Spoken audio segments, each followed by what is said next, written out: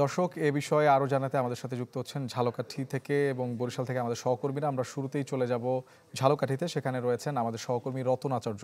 রতন। জি শোভন, আপনাকে ধন্যবাদ। আমি এই মুহূর্তে রয়েছি ঝালকাঠি সদর উপজেলার গাবখান টোল প্লাজায়, যেখানে আসলে আজকে একটা মর্মান্তিক ঘটনা ঘটেছে। আজ দুপুর 1:30টার দিকে, আমি একটু দেখাতে চাই, আজ দুপুর 1:30টার দিকে টোল প্লাজায় টোল দেওয়ার জন্য একটি প্রাইভেট কার, বেশ কিছু অটোরিকশা, একটি কাভার্ড ভ্যান যখন দাঁড়িয়েছিল, সেই মুহূর্তে কিন্তু আসলে এই পিছন দিক থেকে একটি দ্রুত গতির ট্রাক, সিমেন্ট বোঝাই করা ট্রাক এসে পিছন দিক থেকে লাগিয়ে দেয়। সজোরে ধাক্কা দেওয়ার কারণে দুমড়ে মুচড়ে যায় এবং সেই প্রাইভেট কারে 7 জন যাত্রী ছিল।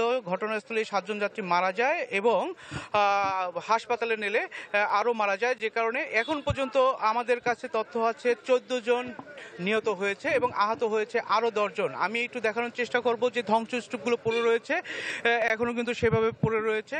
আর যে ট্রাকের যে ড্রাইভার এবং হেল্পার রয়েছে, সেই ট্রাক এবং হেল্পারকে কিন্তু ডিবি পুলিশ আটক করেছে এবং তাদের বিরুদ্ধে আইনানুগ ব্যবস্থা গ্রহণ করা হবে বলে জানিয়েছে। জেলা প্রশাসনের পক্ষ থেকে 4 সদস্য বিশিষ্ট একটি তদন্ত কমিটি গঠন করা হয়েছে, যেখানে 5 দিনের মধ্যে রিপোর্ট দেওয়া হবে বলে জানিয়েছেন। আরেকটি বিষয়, যেখানে জেলা প্রশাসন জানিয়েছেন যে যারা নিহত হয়েছে তাদেরকে 5 লাখ টাকা করে এবং যারা পঙ্গুত্ব বরণ করবে তাদেরকে 3 লাখ এবং যারা আহত হবে তাদেরকে 1 লাখ করে জেলা প্রশাসনের পক্ষ থেকে দেয়া হবে।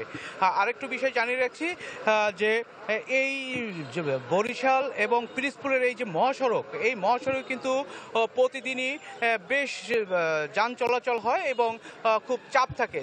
আজ যখন দুপুর 1:30টার দিকে এই অটো এবং প্রাইভেট কার সহ সব যখন দাঁড়িয়েছিল টোল দেওয়ার জন্য, তখন কিন্তু আসলে এই মর্মান্তিক দুর্ঘটনা ঘটে। তো এই ছিল ঝালকাঠি থেকে আমার কাছে সর্বশেষ। শোভন।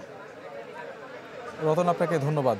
দর্শক, এই ঘটনায় আহতদের নেওয়া হয়েছে বরিশাল মেডিকেলে। সেখানকার খবর জানাতে সরাসরি যোগ দিচ্ছেন আমাদের আরেক সহকর্মী কাউসার হোসেন রানা।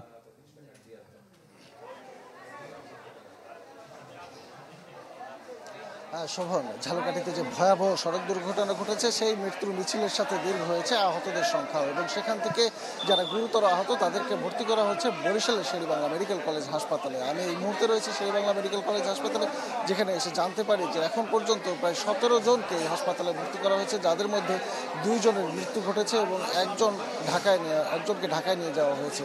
তো এই এখন পর্যন্ত যারা রয়েছে তাদের অবস্থাও কিন্তু সঠিকভাবে চিকিৎসকরা জানাতে পারেননি যে তারা আশঙ্কা মুক্ত নাকি আশঙ্কাজনকের পরিস্থিতিটা ঠিক কত দূর। তবে তারা এখন পর্যন্ত তাদেরকে দেখছেন, চিকিৎসা চলছে এবং তারা যেটি জানিয়েছেন যে এই পরিস্থিতি মোকাবেলা করার জন্য তারা সব ধরনের প্রচেষ্টা চালিয়ে যাচ্ছেন এবং যদি কারো অবস্থা বেশি সংকটাপন্ন হয় তাহলে তাদেরকে উন্নত চিকিৎসার জন্য ঢাকায় প্রেরণ করা হবে। ইতিমধ্যে এখানে এসে পরিদর্শন করে গেছেন বরিশালের অতিরিক্ত জেলা প্রশাসক মনদীপ ঘরাই। তিনি এসে জানিয়েছেন যে সকল ধরনের চিকিৎসা সহায়তা দেওয়ার জন্য চিকিৎসকদেরকে পরামর্শ দেওয়া হয়েছে এবং যদি আর্থিক কোনো সহায়তা লাগে সেজন্য তাদের প্রতিনিধি এখানে রেখে যাওয়া হয়েছে। যদি কোনো দুস্থ লোক বা যার আর্থিক সঙ্গতি নেই তাদেরকেও কিন্তু তারা যেন সম্পূর্ণ চিকিৎসা দিতে পারে, কোনো চিকিৎসায় ব্যাঘাত না ঘটে, সেই ধরনের ব্যবস্থা কিন্তু তারা করতে পেরেছে। আমরা এখানে যারা এসেছেন রোগীর স্বজন, যারা আহতদের স্বজন যারা, তাদের সাথে কথা বলেছি। তারা আমাদেরকে সেই দুর্ঘটনার ভয়াবহতার কথা জানিয়েছেন এবং জানিয়েছেন যে তারা কিভাবে এই দুর্ঘটনায় পতিত হয়। ইতিমধ্যে এখানে বেশ কয়েকজনকে চিকিৎসা দেওয়া হচ্ছে। আমরা একটু যদি দেখানোর চেষ্টা করি যে এখানে বেশ কয়েকজন রয়েছেন গুরুতর অবস্থায়, আমরা যতটুকু সম্ভব একটু দেখানোর চেষ্টা করি যে এখানে যারা রয়েছেন তারা অনেকেই গুরুতর অবস্থায় রয়েছেন। আমরা যাদেরকে দেখেছি তাদের অনেকেরই কিন্তু মাথায় আঘাত রয়েছে। তো মাথায় আঘাত হলে চিকিৎসকরা যেটি জানিয়েছেন যে হাতে পায়ে আঘাত হলেও সেটি যতটা না আশঙ্কাজনক, তার থেকে মাথায় আঘাত যেহেতু বেশি আশঙ্কাজনক, এই পরিস্থিতিতে কিন্তু তারা বলা যায় যে পর্যবেক্ষণের মধ্যে রয়েছেন চিকিৎসার পাশাপাশি যে তাদের কি পরিস্থিতি হয়।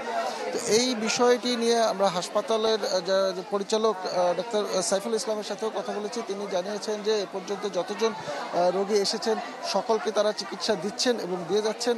যে কোনো পরিস্থিতি মোকাবেলা করার জন্য তাদের চিকিৎসকরা রয়েছেন এবং এখানে যে কয়জন আসবেন ঝালকাঠি থেকে তারা যেন প্রপার চিকিৎসা পায়, পর্যাপ্ত চিকিৎসা পায় এবং সুষ্ঠু চিকিৎসা পায়, সেই বিষয়ে কিন্তু তারা তিনি পর্যবেক্ষণ করছেন। এবং আমাদের সাথে কথা হয়েছে, যেটি বলেছিলাম যে এর আগে যারা এই দুর্ঘটনার শিকার হয়েছে সেইখানে প্রত্যক্ষদর্শী যারা রয়েছেন তাদের সাথে আমাদের কথা হয়েছিল। তারা যেটি আমাদেরকে জানিয়েছেন যে গাড়ি যে বাসটি যে ট্রাকের মাধ্যমে এই দুর্ঘটনার শিকার হয়, ঘটনা ঘটে, সেই ট্রাকের টোল প্লাজায়, গাবখান সেতু টোল প্লাজায় দাঁড়িয়েছিল অটোরিকশা এবং প্রাইভেট কার এবং সিমেন্ট বোঝাই ট্রাকটি এসে সে দুর্ঘটনার ঘটায়, অর্থাৎ তাদের উপরে হামলে পড়ে এবং পরে নিয়ন্ত্রণ হারিয়ে ট্রাকটি রাস্তার পাশে পড়ে যায়। তো এমন দুর্ঘটনার শিকার হওয়ার কারণে কিন্তু এই এতগুলো প্রাণ ঝরে গেল। এবং আরেকটি বিষয় সেটি হচ্ছে যে এই ধরনের ঘটনা বারবার যেন না ঘটে, সেজন্য প্রশাসনের কাছে হস্তক্ষেপ বা পদক্ষেপ নেওয়ার জন্য তারা দাবি জানিয়েছেন। এই ছিল এখানকার পরিস্থিতি। শোভন। রানা, আপনাকে ধন্যবাদ। দর্শক, ঝালকাঠির মর্মান্তিক সড়ক দুর্ঘটনার খবর জানাতে আমাদের সাথে ঝালকাঠি এবং বরিশাল থেকে যুক্ত হয়েছিলেন আমাদের সহকর্মীরা।